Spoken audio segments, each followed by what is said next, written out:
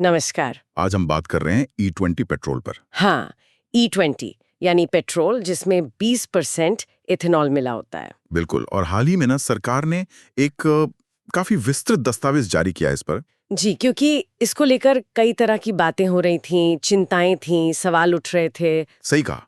तकनीकी पहलू हैं, आर्थिक हैं, सामाजिक भी हैं, काफी कुछ है इसमें। बिल्कुल। तो आज देखते हैं कि सरकार का पक्ष क्या है, उनके तर्क क्या है। हाँ, अच्छा, तो चलिए इसकी परतें खोलते हैं। हाँ बिल्कुल। जैसे माइलेज का सवाल है, गाड़ी के इंजन पर क्या असर पड़ेगा, कीमत भी एक मुद्दा है। तो ये जो दस्तावेज है, ये इन्हीं सब चिंताओं को क्या कहते हैं एड्रेस करने की कोशिश करता है।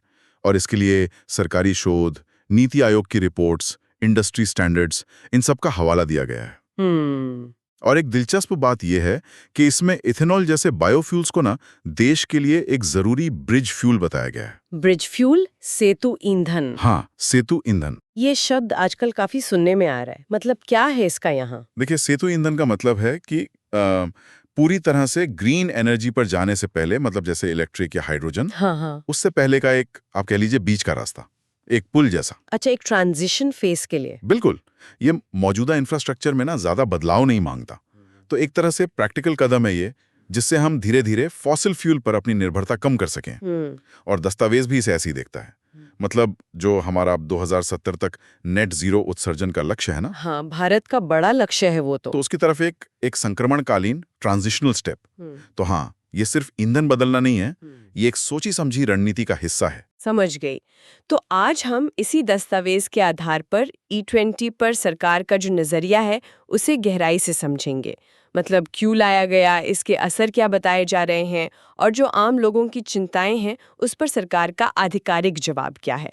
तो शुरुआत इसी से करते हैं कि सरकार E20 को इतना जरूरी क्यों मान रही है, मुख्य तर्क क्या है इसके पीछे। हाँ, तो सरकार ने इसके पक्ष में कई मजबूत तर्क दिए हैं। इनको हम मोटे तौर पर 3 हिस्सों में बांट सकते हैं। अच्छा। पहला है पर्यावरण, दूसरा अर्थव्यवस्था और तीसरा ऊर्जा सुरक्षा। ठीक है, पर्यावरण से शुरू करते हैं। बिल्कुल। देखिए, दस्तावेज में नीति आयोग की एक स्टडी का जिक्र है। उसके हिसाब से अगर इथेनॉल गन्ने से बनता है तो पेट्रोल के मुकाबले ग्रीन हाउस गैस उत्सर्जन में करीब 65% तक कमी आ सकती है। 65%? ये तो काफी है। हाँ, और अगर मक्के से बने एथेनॉल का इस्तेमाल हो तो ये कमी करीब 50% बताई गई है। 50% भी बहुत है। मतलब ये सीधे सीधे एयर पोल्यूशन कम करने और हमारे जो क्लाइमेट गोल्स हैं जैसे पेरिस एग्रीमेंट वाले, बिल्कुल। उनको पाने में मदद कर सकता है। हाँ, पर्यावरण के लिहाज से ये एक बड़ा दावा है। हाँ। फिर आते हैं आर्थिक और सामाजिक फायदों पर। यहाँ दस्तावेज का फोकस खास तौर पर ग्रामीण अर्थव्यवस्था पर है। ये बताया गया है कि इथेनॉल उत्पादन बढ़ने से ना गन्ना किसानों को उनके बकाये का भुगतान, मतलब पेमेंट, टाइम पर और आसानी से होने लगा है। अच्छा। और साथ ही मक्के की खेती, जो पहले शायद कुछ इलाकों में उतनी फायदेमंद नहीं थी, हाँ। अब इथेनॉल की डिमांड के कारण वो भी ज्यादा वायबल हो गई हैं, ज्यादा व्यवहारिक हो गई है। यानी किसानों की आय पर सीधा असर पड़ रहा है। हाँ, दस्तावेज यही दावा करता है। कहा गया है कि इससे न केवल किसानों की आय बढ़ी है, उनकी आर्थिक स्थिति सुधरी है, बल्कि कुछ गंभीर सामाजिक समस्याओं पर भी पॉजिटिव असर पड़ा है। जैसे विदर्भ जैसे इलाकों में किसानों की आत्महत्या की घटनाओं में कमी लाने में भी इस नीति ने अप्रत्यक्ष रूप से मदद की है, ऐसा दस्तावेज संकेत देता है। ये तो महत्वपूर्ण बात है। इसी संदर्भ में एक नया शब्द भी आया है, ऊर्जादाता। पहले हम अन्नदाता कहते थे, इसका क्या मतलब है? हाँ, ये एक दिलचस्प वैचारिक बदलाव है। सरकार ये दिखाना चाह रही है कि इथेनॉल ब्लेंडिंग प्रोग्राम के जरिए जो पैसा पहले कच्चा तेल खरीदने विदेश जाता था, अब उसका एक हिस्सा देश के किसानों तक पहुंच रहा है, क्योंकि वो इथेनॉल के लिए कच्चा माल जैसे गन्ना, मक्का ये सब उगा रहे हैं। अच्छा। तो किसान अब सिर्फ देश का पेट नहीं भर रहे हैं, अन्नदाता, बल्कि देश को एनर्जी सिक्योरिटी देने में भी मदद कर रहे हैं, ऊर्जादाता। तो ये किसानों को ना नेशनल डेवलपमेंट में एक नई और अहम भूमिका देने की कोशिश है। आंकड़ों के हिसाब से देखें तो इस ऊर्जादाता कॉन्सेप्ट का या इथेनॉल मिश्रण का कुल आर्थिक प्रभाव क्या रहा है? कोई नंबर्स हैं? हाँ, दस्तावेज में कुछ बड़े आंकड़े दिए गए हैं। बताया गया है कि पिछले 11 इथेनॉल सप्लाई वर्षों में, ये 2014-15 से शुरू होकर जुलाई 2025 तक का डेटा है, इथेनॉल मिश्रण की वजह से देश को 1,44,087 करोड़ रुपए से ज्यादा की विदेशी मुद्रा बचाने में मदद मिली है। 1,44,000 करोड़ रुपए? जी। और ये बचत इसलिए हुई क्योंकि हमें करीब 24.5 लाख मीट्रिक टन कम कच्चा तेल इंपोर्ट करना पड़ा।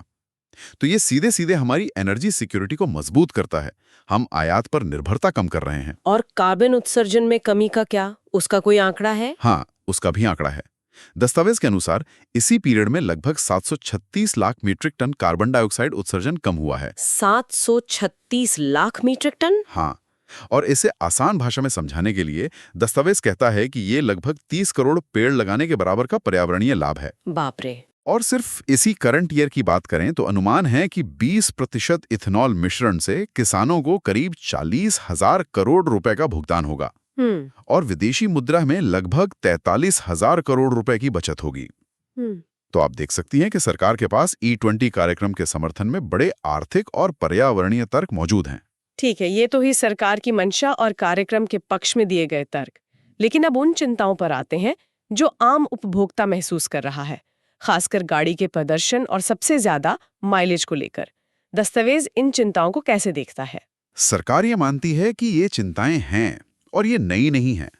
दस्तावेज कहता है कि जब 2020 में E20 का रोड मैप बन रहा था, तब इन संभावित मुद्दों का अंदाजा लगा लिया गया था। इसके लिए नीति आयोग के तहत एक इंटर मिनिस्ट्रियल कमेटी IMC बनाई गई थी, जिसने इन पहलुओं पर काफी डिटेल में विचार किया था। अच्छा। इसके अलावा सरकार Indian oil, IOCL, ARAI automobile research association of India और CIAM society of Indian automobile manufacturers द्वारा की गई रिसर्च स्टडीज पर भी भरोसा कर रही है। तो इन कमेटियों और स्टडीज का निचोड़ क्या निकला? क्या E20 से सच में माइलेज काफी कम हो जाता है? कई लोग शिकायत करते हैं इसकी। देखिए, दस्तावेज इस दावे को सीधे तौर पर खारिज करता है कि E20 से माइलेज में भारी कमी आती है। भारी कमी? हाँ। यहाँ भारी शब्द पर जोर है। सरकार का तर्क ये है कि किसी भी गाड़ी का माइलेज सिर्फ फ्यूल के टाइप पर निर्भर नहीं करता। इसमें कई और फैक्टर्स बहुत इंपॉर्टेंट रोल प्ले करते हैं। जैसे गाड़ी चलाने का तरीका, आप अचानक एक्सेलरेट करते हैं या ब्रेक लगाते हैं, गाड़ी का रखरखाव कैसा है, टाइम पर servicing, oil change, air filter की सफाई, टायरों में हवा का प्रेशर सही है या नहीं, व्हील अलाइनमेंट ठीक है या नहीं। हाँ, ये सब तो मायने रखता है। और यहाँ तक कि एयर कंडीशनर कितना इस्तेमाल हो रहा है, इसका भी असर पड़ता है। लेकिन दस्तावेज भारी कमी से इनकार करता है। क्या इसका मतलब ये है कि वो मामूली कमी की संभावना को स्वीकार करता है? और क्या ये बताया गया है कि उपभोक्ता के लिए मामूली और भारी के बीच की रेखा क्या है? ये एक अच्छा सवाल है। दस्तावेज सीधे तौर पर मामूली कमी को डिफाइन नहीं करता, लेकिन वो ये जरूर कहता है कि E10 10% इथेनॉल मिश्रण का जो अनुभव रहा है, उसके आधार पर अगर कोई गिरावट हुई भी थी तो वो बहुत कम थी। उनका जोर इस बात पर है कि माइलेज में गिरावट इतनी नहीं है कि वो E20 के फायदों पर भारी पड़ जाए। मुख्य तर्क यही है कि दूसरे फैक्टर्स माइलेज पर ज्यादा बड़ा प्रभाव डालते हैं और उन्हें ठीक रखकर किसी भी संभावित कमी को कम किया जा सकता है। ठीक है, माइलेज की बात हुई। अब प्रदर्शन यानी परफॉर्मेंस पर आते हैं। कुछ लोगों का अनुभव है कि E20 डालने के बाद गाड़ी उतनी स्मूथ नहीं चलती या पिकअप में फर्क महसूस होता है। इस पर दस्तावेज क्या कहता है? यहाँ दस्तावेज न केवल चिंताओं को खारिज करता है, बल्कि ठीक उल्टा दावा करता है। उल्टा दावा? हाँ, उनका कहना है कि E20 के इस्तेमाल से त्वरण यानी एक्सेलरेशन या पिकअप असल में बेहतर होता है। गाड़ी चलाने का अनुभव मतलब राइड क्वालिटी ज्यादा सुखद होती है।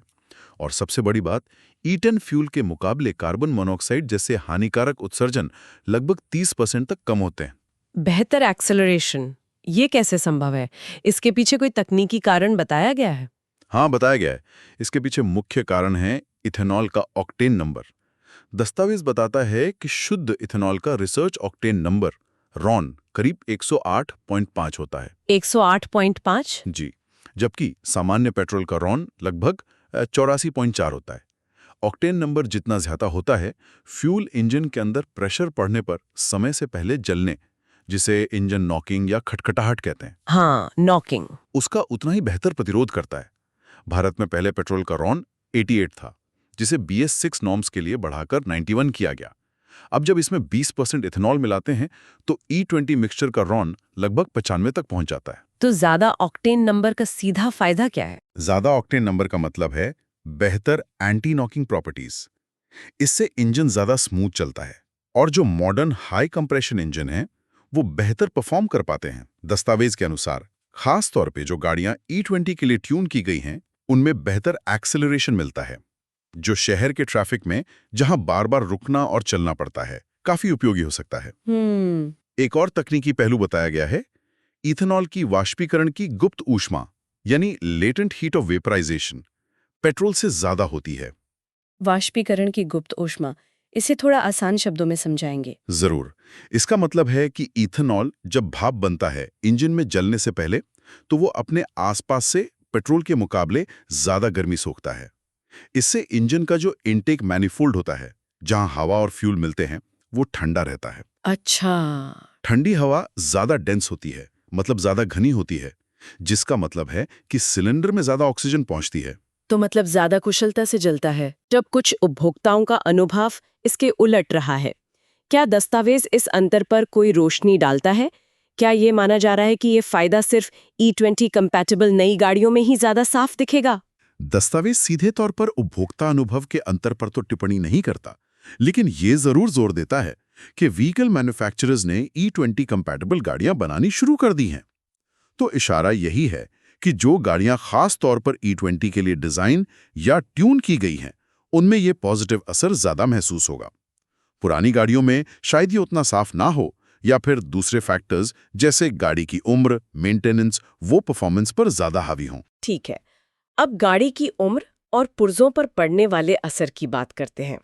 क्या E20 इस्तेमाल करने से गाड़ी जल्दी खराब हो सकती है या उसके कुछ हिस्से जल्दी घिस सकते हैं? इस पर भी दस्तावेज में विस्तार से बात की गई है। सरकार का कहना है कि उन्होंने सियाम और सभी बड़े वाहन निर्माताओं के साथ इस पर व्यापक चर्चा की है। उनका दावा है कि E10 फ्यूल जो इतने समय से इस्तेमाल हो रहा है, उससे भी गाड़ियों पर कोई बड़ा नेगेटिव असर नहीं देखा गया। बल्कि कुछ मैन्युफैक्चरर्स तो 2009 से ही ऐसी गाड़ियां बना रहे हैं जो E20 कंपैटिबल हैं। मतलब उनमें 20% इथेनॉल इस्तेमाल करने में कोई दिक्कत नहीं होनी चाहिए। और सुरक्षा मानकों का क्या? क्या E20 पूरी तरह सुरक्षित है? क्या दुनिया में और कहीं इसका इस्तेमाल होता है? सुरक्षा के लिहाज से दस्तावेज कहता है कि E20 के लिए जो BIS स्पेसिफिकेशंस हैं और ऑटोमोटिव इंडस्ट्री स्टैंडर्ड्स AIS हैं, वो वेल एस्टैब्लिश्ड हैं। ड्राइवेबिलिटी, गाड़ी स्टार्ट होने की क्षमता और मटेरियल कंपैटिबिलिटी, मतलब धातु या प्लास्टिक के पुर्जों के साथ इसकी संगतता, इन जैसे ज्यादातर पैरामीटर्स पर कोई समस्या नहीं पाई गई है। और अंतर्राष्ट्रीय उदाहरण के तौर पर ब्राजील का जिक्र किया गया है। ब्राजील? हाँ, जहां दशकों से E27 मतलब 27% एथेनॉल मिश्रण सफलतापूर्वक इस्तेमाल हो रहा है, और वहां भी टोयोटा, होंडा, हुंडई जैसी वही कंपनियां गाड़ियां बेचती हैं जो भारत में हैं। लेकिन क्या पुरानी गाड़ियों के कुछ पुर्जों पर असर पड़ने की बात में कोई सच्चाई है? रबर या प्लास्टिक पार्ट्स पर? हाँ, इस बात को दस्तावेज आंशिक रूप से स्वीकार करता है। ये माना गया है कि कुछ पुरानी गाड़ियों में, खासकर जो E10 या उससे कम इथेनॉल के लिए डिजाइन की गई थी, उनमें कुछ रबर या प्लास्टिक के पुर्जे जैसे फ्यूल होज या गैसकेट शायद सामान्य से थोड़ा जल्दी खराब हो सकते हैं या बदलने की जरूरत पड़ सकती है, अगर उनकी तुलना बिना इथेनॉल वाले पेट्रोल से की जाए। तो क्या ये एक बड़ी चिंता का विषय है? क्या ये महंगा पड़ेगा? दस्तावेज इसे बहुत बड़ी चिंता नहीं मानता। उनका कहना है कि ये बदलाव अगर जरूरत पड़ती भी है तो बहुत महंगा नहीं है, और गाड़ी की रेगुलर सर्विसिंग के दौरान इसे आसानी से बदला जा सकता है। अनुमान ये है कि गाड़ी की पूरी लाइफ में शायद एक बार ही ऐसा करने की जरूरत पड़े। सभी वाहन निर्माताओं के जो ऑथराइज सर्विस स्टेशन हैं, वो इस काम के लिए पूरी तरह तैयार हैं और मदद कर सकते हैं।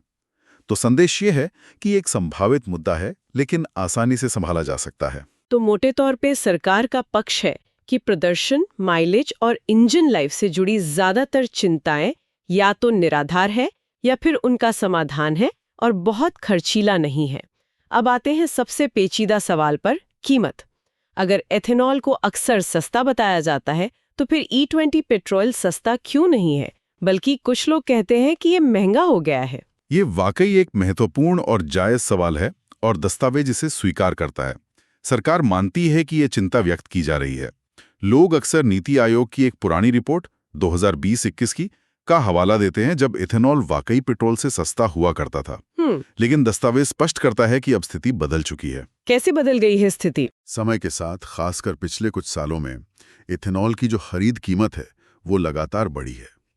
इसके कई कारण हो सकते हैं। उत्पादन लागत बढ़ना या गन्ने और मक्के जैसी फसलों की कीमतें बढ़ना। नतीजा ये है कि अब इथेनॉल का जो भारित औसत मूल्य है, वेटेड एवरेज प्राइस, मतलब अलग अलग स्रोतों से खरीदे गए इथेनॉल का एवरेज प्राइस वो रिफाइनरी से निकलने वाले पेट्रोल की लागत से ज्यादा हो गया है। क्या इसके कुछ ठोस आंकड़े दिए गए हैं दस्तावेज में? हाँ, आंकड़े दिए हैं। दस्तावेज बताता है कि मौजूदा इथेनॉल सप्लाई वर्ष 2024-25 के लिए 71 जुलाई 2025 तक के आंकड़ों के अनुसार इथेनॉल की औसत खरीद लागत, जिसमें ट्रांसपोर्टेशन और जीएसटी शामिल है, 71.32 रुपये प्रति लीटर है। 71.32 रुपये प्रति लीटर। जी। तेल विपणन कंपनियां ओएमसीज इसी खरीदे का इथेनॉल को 20% की मात्रा में पेट्रोल में मिलाती हैं। तुलना के लिए सी हेवी मोलासेस से बने इथेनॉल की कीमत, जो 2021-22 में 46.66 रुपये प्रति लीटर थी, हाँ, वो 2024-25 में बढ़कर 57.97 रुपये हो गई है। इसी तरह मक्के से बने इथेनॉल की कीमत 52.92 रुपये से बढ़कर 71.86 रुपये प्रति लीटर हो गई है। तो सरकार खुद मान रही है कि इथेनॉल अब महंगा है, फिर भी इसे पेट्रोल में मिलाना क्यों जारी रखा जा रहा है? इस अतिरिक्त लागत का बोझ कौन उठा रहा है? दस्तावेज ये साफ करता है कि इथेनॉल की कीमत बढ़ने के बावजूद ओएमसीज ने इथेनॉल खरीदने और मिलाने के आदेश को वापस नहीं लिया है। कारण वही बड़े राष्ट्रीय लक्ष्य हैं जिनका हमने शुरू में जिक्र किया था: ऊर्जा सुरक्षा, आयात कम करना, किसानों की आय बढ़ाना और पर्यावरण की रक्षा करना। दस्तावेज ये नहीं बताता कि लागत का बोझ सीधे तौर पर कौन उठा रहा है, लेकिन इशारा यही है कि ये लागत या तो ओएमसीज वहन कर रही हैं या फिर ये अंतिम उपभोक्ता मूल्य में शामिल हो रही है। सरकार का तर्क है कि ये जो व्यापक राष्ट्रीय हित हैं, वो इस अतिरिक्त लागत को उचित ठहराते हैं। एक और मुद्दा जो बीच में काफी उछला था वो था गाड़ी के बीमा यानी इंश्योरेंस को लेकर। ऐसी अफवाहें थीं कि E20 पेट्रोल इस्तेमाल करने से गाड़ी का बीमा अमान्य हो सकता है। इस पर दस्तावेज क्या कहता है? सरकार ने इसे पूरी तरह से अफवाह और गलत सूचना करार दिया है। दस्तावेज में काफी सख्त शब्दों में कहा गया है कि ये डर फैलाने की कोशिश है और कुछ लोग जानबूझकर एक बीमा कंपनी के पुराने ट्वीट के स्क्रीनशॉट का गलत मतलब निकालकर भ्रम पैदा कर रहे हैं। अच्छा। सरकार ने पूरी तरह से स्पष्ट किया है कि भारत में E20 ईंधन का उपयोग करने से वाहन बीमा की वैधता पर कोई असर नहीं पड़ता। ये पूरी तरह से निराधार दावा है। चलिए, ये स्पष्टीकरण जरूरी था। अब भविष्य की बात करते हैं। E20 तो अब लागू हो चुका है। क्या सरकार का इरादा इससे आगे जाने का है, जैसे E25 या E30 मिश्रण की तरफ? इस पर दस्तावेज काफी संतुलित रुख अपनाता है। ये कहता है कि E20 से आगे किसी भी कदम के लिए बहुत सावधानीपूर्वक मूल्यांकन और अंशांकन, मतलब कैलिब्रेशन, की जरूरत होगी। इसके लिए एक व्यापक विचार विमर्श प्रक्रिया चल रही है, जिसमें वाहन निर्माता, उन कंपनियों सहित जिनका ब्राजील जैसे देशों में अनुभव है, इथेनॉल के लिए कच्चा माल सप्लाई करने वाले किसान संगठन वगैरह, रिसर्च एजेंसियां, तेल कंपनियां और इथेनॉल उत्पादक, सभी स्टेक होल्डर शामिल हैं। तो क्या कोई फैसला हो चुका है आगे बढ़ने का? नहीं, दस्तावेज के अनुसार ये प्रक्रिया अभी पूरी नहीं हुई है। फिलहाल सरकार का मौजूदा रोडमैप 31 अक्टूबर 2026 तक E20 मिश्रण हासिल करने और उसे बनाए रखने के लिए कमिटेड है। अच्छा, 2026 तक। जी। उसके बाद क्या होगा? यानी क्या मिश्रण का प्रतिशत बढ़ाया जाएगा? ये फैसला भी लिया जाना बाकी है। ये फैसला अंतरमंत्रालय समिति IMC की रिपोर्ट आने के बाद उसकी सिफारिशों के मूल्यांकन, सभी हितधारकों के साथ और परामर्श और फिर सरकार के सुविचारित निर्णय पर निर्भर करेगा। तो इस पूरी चर्चा का निचोड़ क्या निकलता है? सरकार के इस दस्तावेज का मुख्य संदेश क्या है? मुख्य संदेश ये है कि सरकार E20 इथेनॉल मिश्रण कार्यक्रम का पुरजोर समर्थन करती है और इसे जारी रखने के लिए प्रतिबद्ध है। इसके पीछे पर्यावरण संरक्षण, ग्रामीण अर्थव्यवस्था को बढ़ावा देना, किसानों की आय बढ़ाना और देश की ऊर्जा सुरक्षा को मजबूत करना जैसे ठोस कारण बताए गए हैं। जहां तक आम उपभोक्ताओं की चिंताओं का सवाल है, जैसे माइलेज, प्रदर्शन, इंजन लाइफ, सरकार का पक्ष है कि ये ज्यादातर या तो गलतफहमी पर आधारित हैं या फिर अतिरंजित हैं। आंकड़ों और अध्ययनों का हवाला देकर इन चिंताओं को खारिज किया गया है और यहां तक कि कुछ मामलों में, जैसे एक्सेलरेशन, प्रदर्शन बेहतर होने का दावा भी किया गया है। और लागत के मुद्दे को स्वीकार किया गया है कि हाँ, इथेनॉल अब पेट्रोल से महंगा है, लेकिन इसे बड़े राष्ट्रीय लक्ष्यों के सामने जरूरी माना गया है। मामूली टूट-फूट या पुर्जे बदलने की संभावना को माना गया है, लेकिन उसे आसानी से प्रबंधनीय बताया गया है। बीमा अमान्यता जैसी बातों को सिरे से खारिज किया गया है। तो संक्षेप में सरकार का मानना है कि E20 के फायदे कथित नुकसानों से कहीं ज्यादा हैं। तो ये सिर्फ एक ईंधन नीति नहीं बल्कि एक व्यापक राष्ट्रीय रणनीति का हिस्सा नजर आता है। बिल्कुल सही। ये ऊर्जा, कृषि, पर्यावरण और अर्थव्यवस्था को जोड़ने वाली एक मल्टी डायमेंशनल पहल है। सरकारी दस्तावेज का लब्बो-लुबाब यही है कि तकनीकी और आर्थिक चुनौतियां हैं, लेकिन वे कंट्रोल करने लायक हैं और बड़े लक्ष्यों को देखते हुए ये कार्यक्रम देश हित में है। E20 से आगे का रास्ता जरूर विचाराधीन है, लेकिन उसमें कोई जल्दबाजी नहीं दिखाई दे रही है। वाकई ये कई परतों वाला एक जटिल मुद्दा है जिसके दूरगामी प्रभाव हो सकते हैं। निश्चित रूप से। और शायद यहाँ एक सोचने वाली बात ये उठती है जो आज के दस्तावेज के दायरे से थोड़ा बाहर है लेकिन भविष्य के लिए महत्वपूर्ण है, कि जैसे जैसे हम गन्ने और मक्के जैसे घरेलू कृषि उत्पादों से बनने वाले एथेनॉल पर अपनी निर्भरता बढ़ा रहे हैं, क्या हमने इस बात पर पर्याप्त विचार किया है कि लंबी अवधि में, मान लीजिए जलवायु परिवर्तन के कारण कृषि पैटर्न बदलते हैं, हाँ, ये संभव है। या भविष्य में खाद्य सुरक्षा बनाम ईंधन की जरूरतें कैसे टकरा सकती हैं? तो ये चीजें इस सेतु ईंधन रणनीति की स्थिरता और लागत प्रभावशीलता को कैसे प्रभावित कर सकती हैं? ये सवाल भविष्य की ऊर्जा नीति के लिए जरूरी होगा। विचार करने योग्य बिंदु है ये। इसी के साथ E20 पेट्रोल पर सरकार के पक्ष को समझने की हमारी यह गहन चर्चा समाप्त होती है।